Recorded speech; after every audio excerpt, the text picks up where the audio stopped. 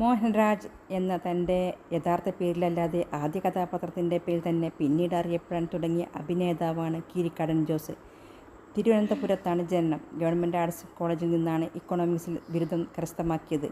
Indian army force, central board of excise and customs, Kerala police എന്നീ മേഖലയിൽ പ്രവർത്തിച്ചിട്ടുണ്ട്. പഠനകാലത്ത് സൈനികനാകാനായിരുന്നു ആഗ്രഹം. തുടർന്ന് പട്ടാളത്തിൽ ചേർന്നു. എന്നാൽ ഒരു പരിക്ക് പറ്റിയതിനാൽ സർവീസിൽ നിന്നും മാറി നിൽക്കേണ്ടി വന്നു. തുടർന്ന് SI സെലക്ഷൻ ലഭിച്ചു. എന്നാൽ ആ ജോലിക്ക് പോയില്ല. പിന്നീടാണ് കസ്റ്റംസിൽ ടെസ്റ്റ് എഴുതുന്നത്. ജോലി കിട്ടിയതിനെ തുടർന്ന് 4 വർഷത്തോളം കസ്റ്റംസിൽ ജോലി ചെയ്തു. ഇതിനിടയിലാണ് സിനിമയിലേക്ക് കടന്നു വരുന്നത്. തമിഴ് സിനിമയിലൂടെയായിരുന്നു അരങ്ങേറ്റം. തുടർന്നാണ് ലോഹിദാസിൻ്റെ തിരക്കഥയിൽ സിബി മലയിൽ സംവിധാനം ചെയ്ത കിരീടത്തിലെ വില്ലൻ വേഷം ചെയ്യുന്നത്. ചിത്രത്തിലെ കീരിക്കാടൻ ജോസ് എന്ന വില്ലൻ വേഷം സിനിമാരംഗത്ത് അദ്ദേഹത്തെ പ്രശസ്തനാക്കി.